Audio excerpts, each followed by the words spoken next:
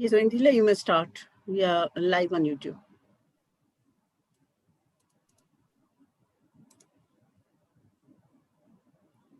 Hello, everyone, and welcome to the webinar, Futuristic Business Studies, Challenges and Opportunities, organized by Stagflation.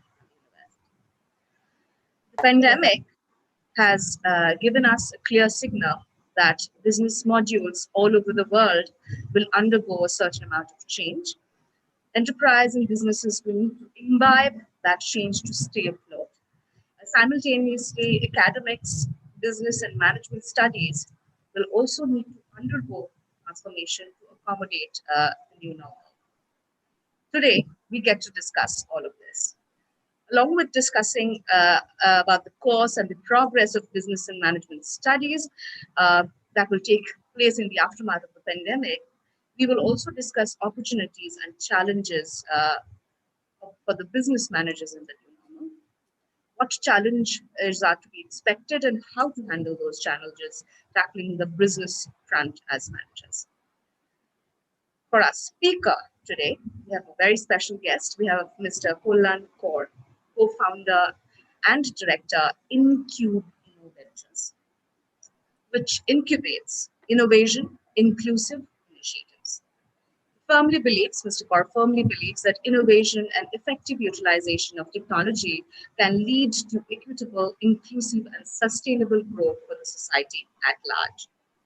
Currently, Mr. Kaur is involved in incubating several startups in the areas of technology, education, healthcare, BPM, skill development, data analytics, as well as agriculture. His ventures have won great accolades all over the world. In fact, he's a regular speaker in different mediums with, his business views and opinions are covered in several platforms. He is associated as a committee member with several chambers and IT committee members in the ICII and Bengal Chamber as well. And definitely he's helped a lot of startups to grow. He's also a trustee of Shohoj Path, an initiative towards inclusive and quality education for all, and the Boston Pledge Asia chapter. That is an initiative which promotes Bengal globally. Thank you so much, Mr. Kaur, for being with us today. Thank you so much for agreeing to be a part of this session. For the moderator today, moderating the session, we have another special person for SNU, none other than Professor Shantanu Roy. He needs no introduction, definitely, for members of SNU. He's associated with several companies, and he is right now the Director of Student Recruitment and a Mentor Faculty of Management, Commerce, Economics, and also is the Chairperson for Social Media Audit Committee at SNU. He has years of corporate exposure. He's been with the Tata's team for 19 years, and he's an advisory board and the board members for lots of companies. He's basically, he was the director for Future Business School director for 5 years, and he has lots of publications under his name, bestseller books, which are much in demand, and several research papers. He has been a guest faculty with different universities abroad as well. But he is someone, this is my importance. So he is someone who believes in giving opportunities to the young generation and promote young minds. His constant effort has been to bridge the gap between industry and academia. I cannot stress this enough that he's like a guardian here at SNU. This is going to be a very interesting and intriguing conversation, and I'm sure Professor Shantanu Roy in conversation with Mr. Kullan. I'm sure there'll be lots of questions as well from the audience. Kindly drop them in the chat box any time during the session. We'll try to take as many questions. Thank you, sir. Over to Professor. Thank you. Thank you, Indrida, for the very kind words and beautiful introduction of Kullan. I just saw that our Vice Chancellor, sir, was in the waiting room. In case he is here. He is here. Sir is here. We will. I would request. Yes, I would request. Sorry, I didn't use you. Yes, I didn't see you. Yes, so I would request our Vice Chancellor, Honorable Vice Chancellor, Professor Dr. Bhatnagar, kindly give the welcome address. Sir. Good evening. Good evening, everybody. Let me first thank our esteemed guest, Mr. Kaur, who is a very good friend of mine, and we are together for a number of times. In my previous universities, we met, and then in several occasions, we worked together also in different projects, different chambers. Now, we also are very thankful that today you are in conversation with one of our very, very own and beloved faculty member, Mr. Shantanu Ray, who is just like a mentor for a long period of time. And I'm very happy to see Professor Dr. Ratan Khashnovish, our dean, also with us. And all of us know about his contribution in this particular area. And I'm sure that we can also hear from him about this importance. I must thank Madam Ina Bosch, who is instrumental in organizing the whole thing with her team, and specifically Oindrila also. Now, when the word futuristic is coming, it's itself is a very important. You know that, Mr. Kaur, once this WHO announcement of pandemic, COVID-19 in 2020, from that period onwards, the whole world actually are together. This is the first time I could see the whole world is together to actually look after how to fight, how to struggle with this particular little tiny virus, which we could not see with our own eyes. So that tiny virus, from health to academics to the business, everywhere, it absolutely shaken the whole world. And that itself gives us an understanding what to do and what actually we have to look forward for making ourselves ready. And that's why this word futuristic becoming very, very evident. But these are evolving concepts. So whenever we are talking in this particular today's conversation is very important for our beloved students and all of us actually, because all of us are right now thinking about the relearning of the process. That means we are the students also. So your huge experience and looking at the things from a completely different angle is going to be very important.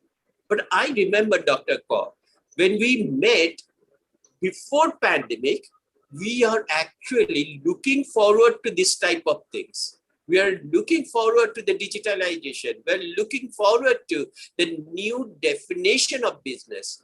The traditional business definitions are actually changing.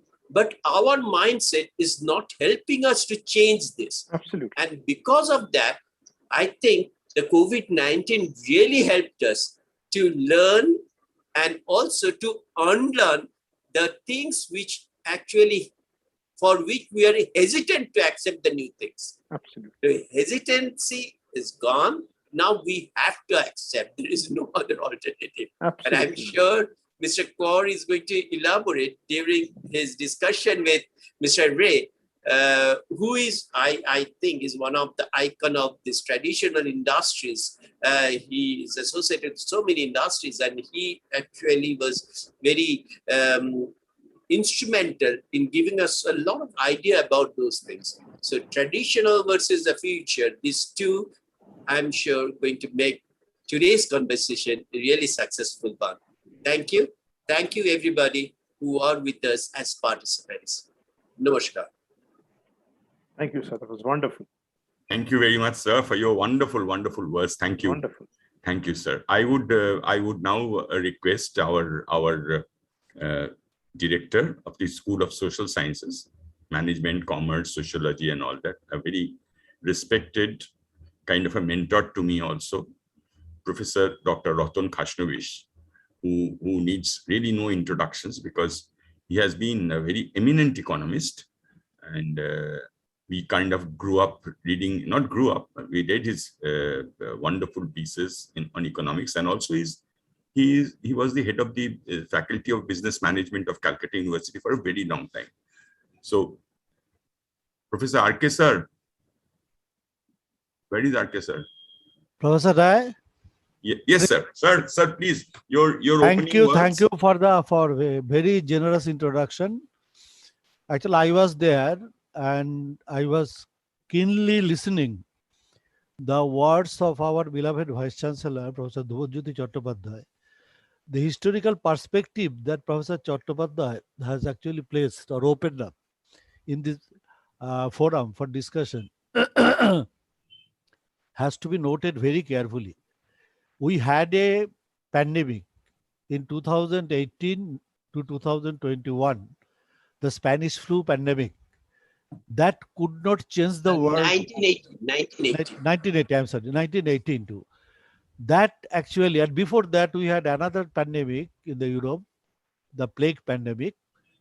Plague pandemic did cause a change in the European economy.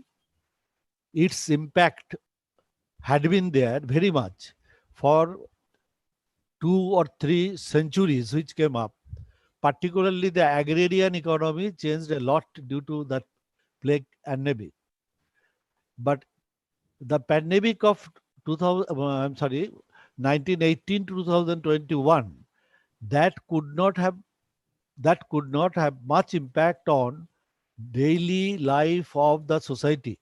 Society did not change much. Society remained where it had been.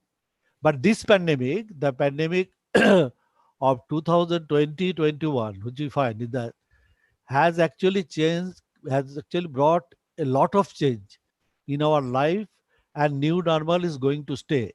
As Professor Chattopadhyay pointed out, particularly in the area of digitalization, we had been a bit what we call willy-nilly hesitant to accept the changes, the technological changes which are coming up in the economy.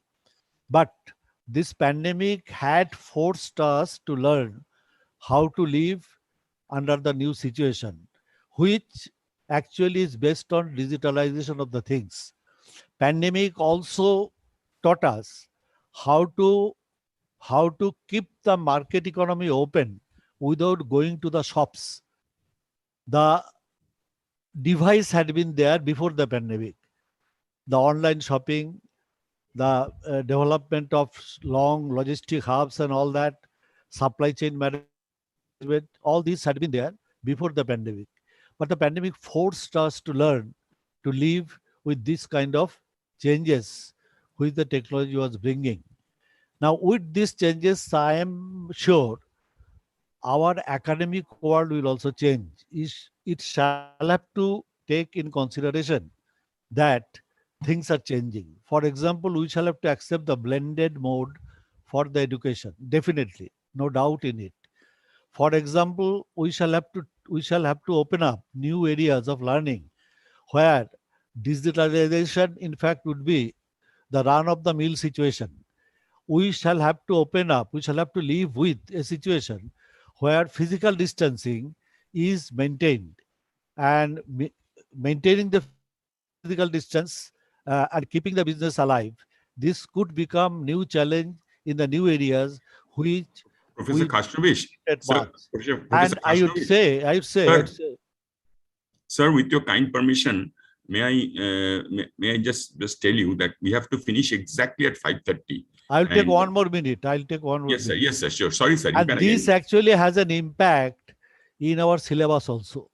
What we are teaching, how we are shaping the students, and such changes we shall have to accommodate. And in order to get inputs for in that area, what we are to accommodate, I think persons who are in this business shall have to be invited. We must listen to them carefully. What are the new things coming up, and how we can really make ourselves useful in the new normal situation.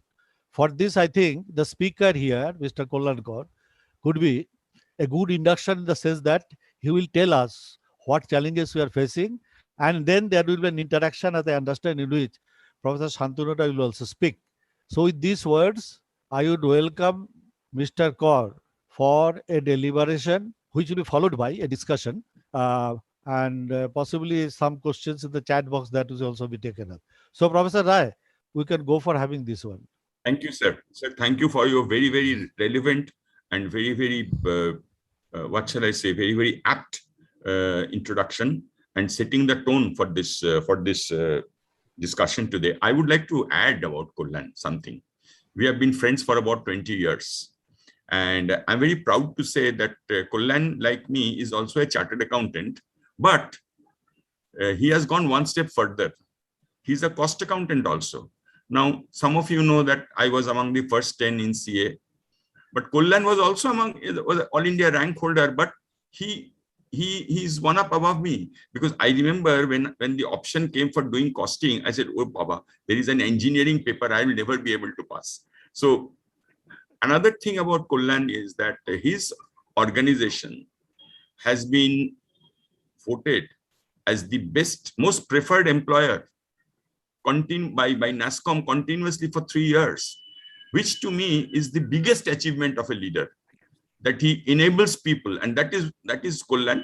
So I will taking the cue. I'll just add 2 more lines from what Professor Khashnavish has said. Really, Kullan, we try to capture whatever is happening in the economy, whatever is happening in the environment, whatever is happening in the corporate world into our syllabi. And that is why, SNU, I'm proud to say, and I'm glad to say that SNU is the only university which runs BBA programs in collaboration. One program is in collaboration with TCS. One program is in collaboration with the Bombay Stock Exchange, BSc. There is one collaboration about to come, which is in digital marketing. Another collaboration is about to come with the Times of India. So, and we are doing sports management out of the run of the, we are not offering any plain vanilla BBA courses, because I have seen that these plain vanilla courses are just a repetition of the same thing. So we are into this, and we are trying to take industry along with us and learning from them.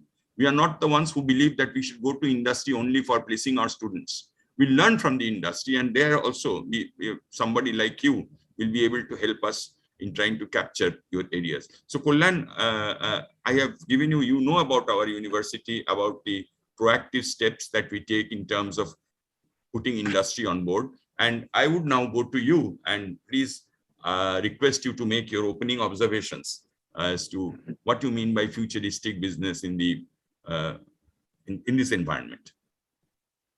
Thank you, sir. I think I'm overwhelmed with the opening statements by all of you. It's fantastic.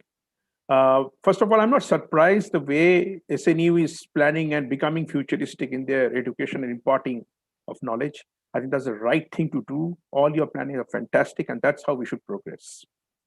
I will touch more on that during my conversation with you. I would like to open with what VC sir and of course Dean sir also mentioned.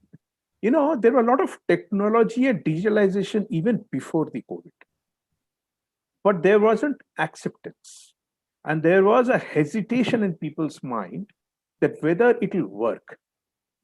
And it remained till one day, nature forced us to go towards it. Sir, it reminds me of one small story from my own life. Many years back in my previous organization, we wanted to become paperless. And while it was a good thought, and we were all preaching about it internally, but it was not being possible. And people did come back with excuses and reasons saying that, you have to print that, you have to print this. How can we be completely paperless? How is that possible? So we invited opinion from our group members. And one person, a very young, new guy who had just joined, said, can we take away everyone's printers? And can we see what happens thereafter? It sounded revolutionary, sounded impossible, sounded preposterous. But we thought, let's try. So we took away everyone's printers and disabled that. First day was pandemic. Second day was chaos. Third day, there was big acceptance started happening.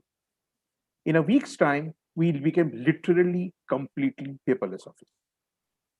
Sometimes, sir, the belief in us doesn't allow us to do certain thing or experiment or venture out, which we need to be forced upon. And the biggest beneficiary of this COVID, in spite of all the challenges we have faced and all the damages that we have, faced over the years, The biggest advantage that we have realized is impossible has become nothing. And the beneficiaries are industries like education. Today, sir, with SNU and with the kind of opportunity that we can create, it can now take education to the students who probably will not be able to come all the way to your campus. You probably can take it around to them. You can take it beyond the realms of this state or the country. It is available, it is possible today. Look at healthcare, the way it is challenging and the way it is solving problems because it has become remote. So the opportunity has now become boundless, and many more areas of innovation is going to come in the days to come. In my opinion, more than challenge, this COVID has actually opened up opportunities, and we will touch upon that at a later stage. I just quickly come to your first question that you mentioned about the futuristic challenges that we faced. So the first challenge we faced, sir, when this pandemic happened, amongst every business owner or CEO was how to continue my business. The business continuity became the first challenge. And we had to overcome that. Again, as I mentioned, a lot of work which we never thought can be done remotely or can be done from home, got started being done from home. So once we overcame the challenges of business continuity, then came the subsequent challenges that we started facing. You would like to discuss the challenges right now, or you have a question on that? No. Please continue. Okay. Challenges, okay. Yes. Okay. So once we overcame the business continuity, each one of us, and we realized that, yes, the business can continue with certain restrictions, with certain innovation, came the challenge of client pushback. Because what happened, sir? Because of this pandemic, the economy of the world got impacted. And interestingly, I think this pandemic is the biggest example of globalization. Imagine where it started. And today, you can Google yourself and you'll find out that there are 222 countries and territories across the world where this pandemic has spread. Now, when this globalization happened for pandemic, for COVID, it impacted business across the sector. Just a minute. Yeah. Krutika Govindan, please keep yourself muted. All of you, please keep yourself muted. We want to listen to the speaker. Please. Yeah. Okay. Yes, please. So when it globally impacted the economy of every country and the business, customers came back and started renegotiating on contracts. And they started repricing. Because naturally, everybody's bottom line was falling. Everybody was under pressure to deliver. Everybody was in a situation where they would survive or they will perish, they were not sure. So the next challenge that we faced after facing business continuity was renegotiation of contracts, repricing of products. When this pressure came on us, then started innovation. Because we had to think now how to innovate and how to create opportunity, how to live up to our business opportunity, how to continue the business and keep serving our customers. And I can tell you, in days to come, this innovation is going to help us a lot, which we can touch a little later. I'll come to the next challenge that we faced. That was workplace. Because work from home is a fantastic concept that has come. But remember, in India especially, it comes with a lot of challenges. You see, Indian households, Indian way of living is not geared up like the West. Work from home was a culture which is prevailing in the West for a long time. It was also there in our IT industry to a large extent. But for our other industries and the IT BPO industry, this was a new phenomenon. And remember, in an average household, the privacy is always a challenge. So working from home comes with a lot of challenge. The other challenges that we faced in work from home was a security aspect. Because now business was being conducted from home. So all my business secrets and all my data was now entrusted upon my team members who are not within my control. They were in distributed computing situation. So security became a next big challenge in work from home situation. We also faced infrastructure challenges because people were working from home without having the adequate infrastructure. You call it bandwidth, you call it internet, mobile connectivity. People need to have hardware at their home. People need to have proper sitting arrangement and infrastructure within the house to work. That was again a challenge in Indian context. But in spite of all this, the biggest challenge we faced in work from home was the working culture. Since this was being a practice for the first time, it took all of us to adjust ourselves. And it took a toll in the initial working environment. Because working time, when I'm working in a shift from 6 a.m. to 2 p.m., if I'm coming to office, the whole thing is very structured. But when I'm doing at home, I have to discipline myself that at 6 o'clock I start my work until 2 o'clock, I actually work as if I'm in office and not at home. Now that is not easy in Indian context. It took us time to adjust ourselves. And similarly, the supervisors also didn't realize that if my partner or if my colleague is working from home, he also has a personal life. Just because he's at home, just because he's got the machine, he's got access to information and data, I cannot think that he's employed 24/7. So that was a cultural issue which we took time to adjust. But after this first 1 year of pandemic, I think the industry has now settled down into this culture. And we are now looking at a futuristic model, which I can touch upon a little bit right now, is the hybrid model. Because work from home is here to stay. It has created an opportunity, which I can also mention a little later. And this opportunity is going to make the business so flexible that we have decided, the industry as a whole, that we should continue this, but not sacrificing the brick and mortar. There has to be a hybrid model by which we will continue this work. However, for your students, for the university and for Bengal at large, the biggest opportunity of COVID-19 is, sir, talent cloud. What has now happened? We have seen bright young people from Bengal leaving. They have left the state because they thought there was not enough opportunity. They had to go to other cities within India and also overseas. But today, because of COVID-19, because of remote working, because the industry has started accepting that work can be done even from a different destination, opportunities have opened up for our people. And so much so that the industry is now facing huge attrition rate. And it's very interesting. While one section of the economy were reeling for employment and unemployment, another section of the economy is now facing attrition challenge because there is so much of opportunity. And unlike 2 years back, it doesn't matter whether the opportunity is within Bengal or outside Bengal, because the whole world is flat now. And you have every opportunity to showcase your skill across the globe. Thank you. We've got it. As VC sir mentioned, I'm a part of the brick and mortar companies, Tata Steel, or the companies where I'm in the board, like Century Plywood, Star Cement, etc. They're all brick and mortar. You have been a part of the click and portal group. So how do you see people like me, people like us, or a lot of youngsters who are part of the brick and mortar setup?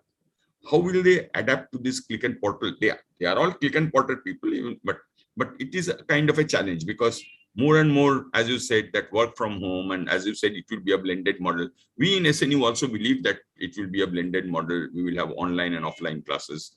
The other day, VC sir also mentioned. So how do we adjust? I mean, it is also in the mind for people like us who have been there for the last 40 years now. Now part of it is blended. So how do you think the online or the work from home is a better alternative rather than the office? We are all used to going to the office. Okay. May I take the question now, sir? Yeah, sure. Yeah. Okay. Sir, it is not established fact that it's a better alternative. There are immense number of challenges even for work from home. What has been established is it's an alternative. And what we all realize is, or what we have felt is, that it's a combination of brick and mortar and click and portal, which is going to be the future for tomorrow. Now, you mentioned a very important question about adaptability from a brick and mortar industry into a hybrid model. Let me tell you, sir, Even the IT industry is undergoing the same phase. I'll give an example. So Tata Click came out and they're going to launch one of their biggest portal very soon. It's something very interesting, which I can't really share in detail. But the interesting part is that whole platform was built by professionals from 384 cities and towns of India. And you heard the number right, 384. Imagine 2 years back, someone saying that I can roll out a huge platform by getting my talent across 384 cities. It is impossible. Everybody would have said so. But the pandemic forced them to do it, and they succeeded. So even the technology industry is adapting to this work from home model in a very large way. If you look at large BPO, KPO entities, we were extremely brick and mortar. We had floors where 500, 1,000, 5,000 boys and girls were working around the clock. There were supervision going on. That was a brick and mortar industry working on remote information, remote data. Even that entire business has now been distributed. And one big challenge that we faced, and I'm sure you're facing from your industry also, is how to motivate my distributed workforce. Earlier, sir, it was very easy to go to the service center, back your best performer for the last month, and you give him a reward in front of everybody else. That motivates others, that motivates him, it creates a sense of bonding. Now let's do that remotely. Let's do that over a Zoom call. It is so difficult. So difficult to motivate someone. So difficult to build corporate culture. Corporates are built by cultures. Today, large entities, respected entities have built their cultures over the years. How do you do it remotely? How do you inflict the same sense of culture, same sense of corporate ethos to someone whom you're not meeting, who's 100 miles away, sitting on a computer, and the only time you see him is over a Zoom call? So it's a big challenge for everybody. I will not say it's only for you, it's across the industry. And the interesting part is technology will slowly help us to adapt ourselves in that environment. Yes. I entirely agree. Kullan, another thing of concern to me is that, we have even commerce, even in our BCom course, we are co-branding it with TCS. Can you imagine a BCom honors program, co-branded with TCS? But I am really sorry to say that this awareness of getting corporates on board and using their knowledge and their talent to build syllabi and also to make them stakeholders is not there. Because I'm sure if you survey around you, you'll find there's not a single university which is they're dishing out the plain vanilla courses. So we are the first movers in this. But do you think this model is a perpetual model, or we go back to the old days of BBA General and MBA General and all that? No, sir. What you have thought is extremely right, futuristic, and step in the right direction. And I'll tell you, this is not my word. One of the largest IT companies of this country and the CTO of that company has told me that education has to undergo so much of change that there is nothing like, I'll take straight example of your BCom, that there is nothing called BCom. BCom is not in isolation with technology. And he said, there is nothing called IT. The demarcation has been blurred. Skill and education has blurred so much that in isolation, things will not happen anymore in silos. A BCom person needs to be technologically strong and aware of the tools that is necessary. Hence, a collaboration of SNU with TCS is a fantastic move in that direction. TCS, Bombay Stock Exchange, and also we are trying with Indus Technologies for our digital marketing. Wonderful. And led by our RK sir, we are trying to develop a program on supply chain management and logistics with the Times Pro, which will come in as a regular MBA program. So in this is a great initiative. I would just put a question to our respected RK sir. Sir, you have been listening, you have been you have graduated, I should say, from the deep brick and mortar to the click and portal, because you are extremely savvy now. So, sir, what is your take on this? Actually, we shall have to take the blended mode. What my perception is like this: the pandemic is not going to stay. Things would change as the world was relieved of the Spanish flu. So also this world will be relieved of this particular kind of pandemic, COVID. But in the post-COVID days also, I think some of the areas will still be there where we will go for online kind of transactions. This will definitely be there. And another point is that some core area of knowledge is always necessary, be that in BCom, be that in BBA, be that in MBA. And this, I think, we shall have to take into consideration while blending the new scenario, where having the new scenario, where a blended mode will be there in the academic pursuit. In SNU, what I observe is that we are trying to learn from the industry. We try to take the message from the industry, and that I think is very important. If they put something as challenge, definitely we would take the academic part of it. We are taking and shape the courses accordingly. This is what I understand. Professor Rai. Thank you, sir. So, So can I add few? yes, Kullan, please. Yeah. Yes, please. So why I'm very excited to hear that you have taken such a step, because and why it's the right step in the right direction. So just imagine today the whole world has globalized. I mean, as I mentioned, the pandemic has proved that it's a one world today. Now, during our times, we were so involved with our domestic market that the globalized market did not impact much in our career planning. However, today, since there is something called talent cloud, where talent is being sourced in any part of the country, it is very important that our students learn few more things. And I would request your university to look into those areas. One, of course, would be international contract and laws. Because what is now going to happen in days to come, your students will be working with projects in countries across the globe. It will be very important to know certain contract rules and regulations, certain nuances, which will help them in their documentation, in their decision making, in their pricing, tendering, etc., etc. The other thing I will suggest is a little bit of language. There are certain very important language that possibly we need to learn. And that will again help us in a lot of contractors, a lot of business negotiations. I'm not saying you have to be expert, but certain language, certain knowledge, it will be very important.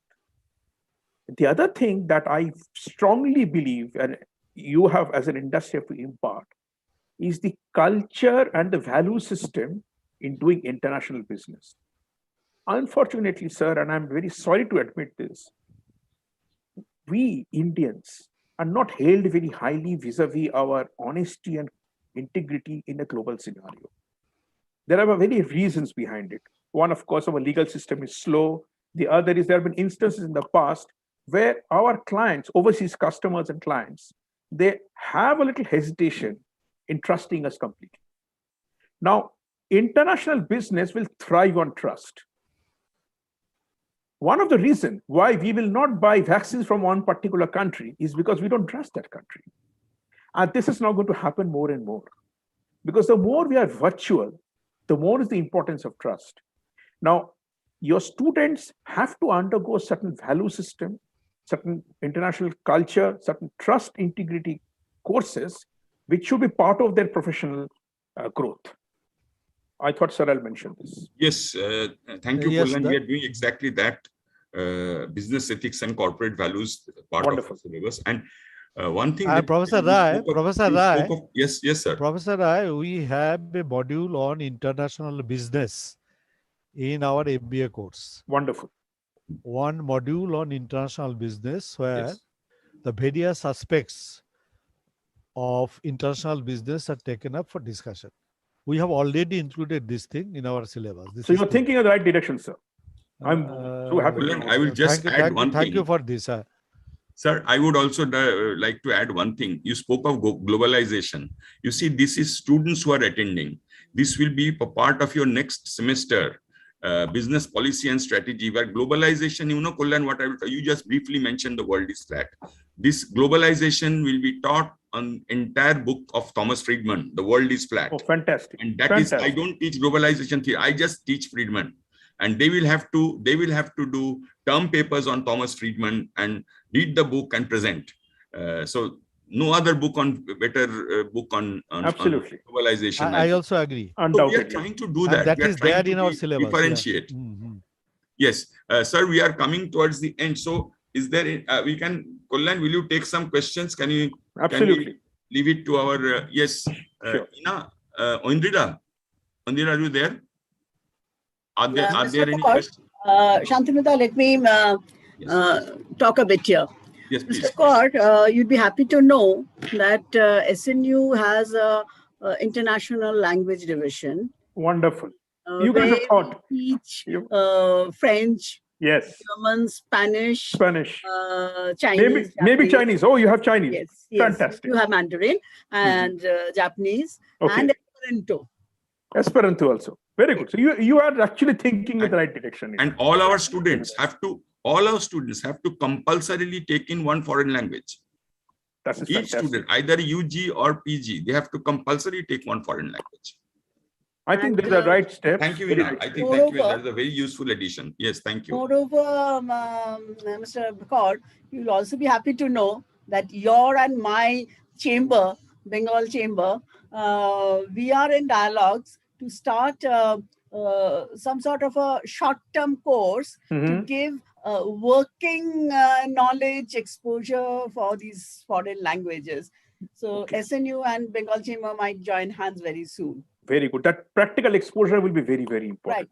Right. That will be very good. Of course, there will be options of taking up the basic or the foundation course or diploma or advanced level, different levels, of course, whichever is needed by the participants. Very good. Very good. And for industry also, this will be a good help.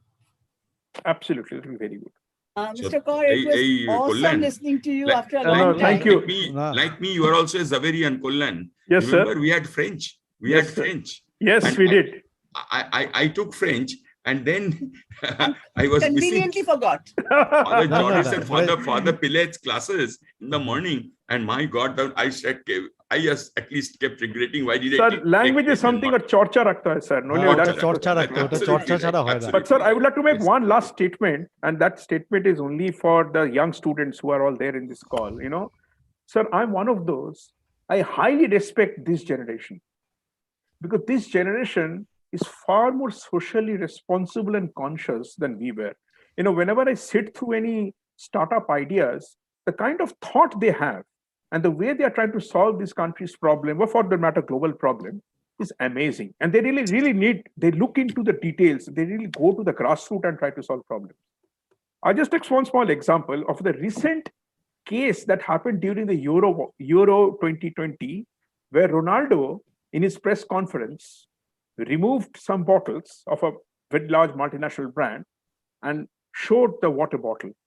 While a lot has been talked about it and a lot of analogies have been drawn out of that, I'll tell you, he represented the thought of this generation. They are socially conscious. They want to show the world that we shall do the right thing at the right way. Why I'm saying this, sir, is because a lot of this world's problem are because of the unprecedented greed of mankind and the wrong that we have done to the earth and the way we have wasted the resources. I'm sure many of you are aware that the total resources produced by Mother Earth every year in 12 months, we consume in 7 months. In other words, in every year, we are actually withdrawing 5 months of resources from the Earth's bank of resource, which is non-sustainable. But this generation is very conscious about it. With some guidance from your university, which I see you're already doing in the right track, they are the ones who can make this world a living space once again. So my only request to all of you is encourage your students with these thoughts, how to preserve the world, how to make the world a better place, and career opportunities will be there, and will make the world a better place. And I'm sure, SNU, whatever I heard in the last half an hour, the kind of steps that you have taken, you will be one university which the country will be proud of in days to come. Sir. Thank you. Thank you. Thank you. That's we Is are there really any motivated by question your in the words, Kullan. Ina, What's the can we ra- have some questions now? I think we have some questions. Indila, I don't see. I probably students were mesmerized. They have forgotten to raise questions. Okay. So we can Any question Yes. continue. I think some questions are pouring in now. Yes, Vignesh We have- Chandrasekhar. Vignesh. Yeah, Indila. Vignesh Chandrasekhar, yes. How can we overcome some formidable obstacles and resistance to get firmly established post-COVID? Vignesh, is a very good question, and the question is across the world applicable to all of us. And the biggest answer to this question is how we managed the pandemic in the last 1.5 years. It's all in your mind. Obstacles are all in your mind. Challenges are all in your mind. You have to overcome it. And if you decide to overcome, you can overcome. For that, if you need to think differently, you have to break tradition, you have to be innovative, do it. It is a thinking that matters. One of the reasons why we as India are not very good in innovation is because it's not in our DNA. We are scared to break the tradition. But this generation challenges tradition, which is actually a good thing one way. So I'm sure they will be able to break all the obstacles and overcome it. Thank you, sir. Any other? Question anywhere? Yes. Ognimitra Chaudhary. Yes, there's another question. How our future business would be affected by sudden inflation in our country? Inflation in our economy, what? Yes. So Economy, right, so what you are actually seeing is a storm after a lull. So the economy has plunged, and then things, when they open up, you usually have a V-shaped recovery. When you have the V-shaped recovery, the reaction is so euphoric that inflation is bound to follow. I personally think it's more of a temporary phenomena. It'll again die down. It'll get standardized, and we should not worry about it. What we need to worry about is to getting back our demand so that the economy bounces back once again. Right now, let's not think of inflation. Let's think of restoring the economy. Inflation will be taken care of. Mr. Kaur, this inflation, out of this thing, we will face a situation of what you call stagflation. If we spend much of what we have in our daily necessities, we will not be able to buy other commodities. And in those markets, stagnation is expected to come in near future. Absolutely. Because the demand and supply is skewed right now. But yes. That is going to stay. And after some time, in the long run, possibly we can overcome the stagflation also. So inflation followed by stagflation is going to be the course of recovery in India. Absolutely. I agree with you, sir. Okay, I think I'm seeing a question on the financial crisis for MSME sectors. This is real. And it is impacting a lot of us, and I'm seeing the result across. Well, we have to wait for things to stabilize, because certain opportunities which possibly is completely under pressure. For example, I can tell you the world's largest employer, the industry is travel and tourism, and is completely demolished and devastated. So that supports a huge workforce across the globe. It's going to take time. And a lot of those travel and tourism opportunities are actually MSME sectors. Manufacturing is reeling under pressure, again, MSME sector. Yes, it's going to take time for us to come out of it. There will be, and there are governmental support, but eventually we have to fight back. So there is no magic wand, but yes, it's a challenge we need to face. Is this due to supply side constraints, or what do you think? It's both ways. MSME? It's both ways, sir. Of Both course, ways. supply side, but at the same time, the COVID has restricted the MSMEs from performing properly. We are unable to execute, especially for the manufacturing sector. For small and medium enterprises, not in the service sector, but in the manufacturing sector, and the production units have all taken a beating. So that has taken a beating. Labors have gone back. So the labors need to come back once again. The demand has to pick up. Supply has been impacted. So it's an overall crisis. We have to. I understand. What happened to demand? So demand Yes, a is sudden now fall becoming or very something. Huh? No, sir. So a very interesting thing is happening.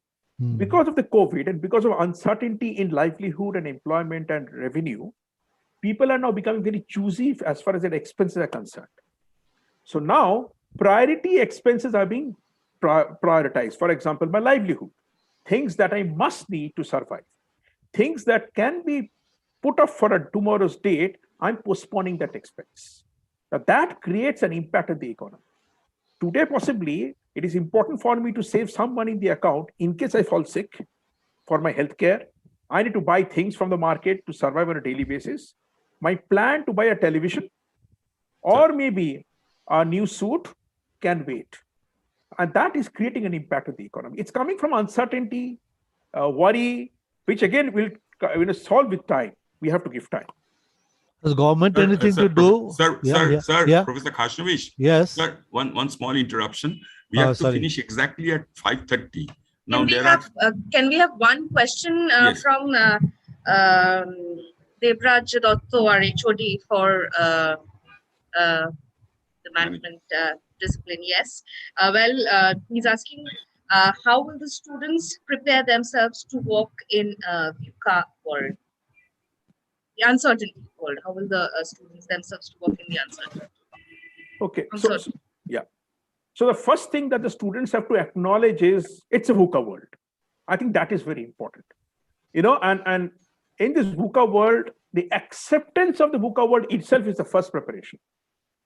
And the second preparation is to prepare yourself for all changes. We have been change resistant for a long time. Changes is something that we have to acknowledge and accept. However, in this regard, this generation are far more flexible compared to what we were during our times. They're far more open to changes because things, the time span of activities are much shorter today. During our time, the 5-day test matches survived. Today, the T20s are more popular. So there has been a change of mindset, and the change of these people is suited for the VUCA world. But having said that, you need to have your adequate preparation. You need to embrace technology, get the right management courses, which your university is spotting. And one more thing, you need to be prepared in days to come. Your workplace will not only change because of technology, because of pandemic, your colleagues will also undergo a change. Very soon, you have to work with machines. So the entire work culture, work ethics, style of working has to be adopted. And that's a stark reality that we have to accept and move on in life. Just for the sake of the students, VUCA is an acronym. It stands for V stands for volatile, U for uncertainty, C for complex, and A for ambiguity. So that was a term which was coined by the American soldiers who were fighting in Afghanistan. VUCA. Yeah. So when it's come to be a business acronym now. It's become a business acronym. Devdas, thank you very much for asking this very relevant question and using the term VUCA. Okay, I think we have come towards the end now. I will leave it to Indrila to just wrap it up. Indrila, please. Yes, I would request, in fact, thank you so much, Mr. Kaur. That was a wonderful session, and with Professor Khashnavish and Shantanu taking it to definitely another level. So it will be etched in our memory forever. It was such an industry-oriented session for all of us, not just the students, for people who are in their careers also. It was very useful, and I'm sure we have this in our YouTube channel and Facebook, so it will be there, and we'll get lots of views here. I would request our Director, HR and Corporate Communication Industry Connect Srinivadita University, Namos, to give the public.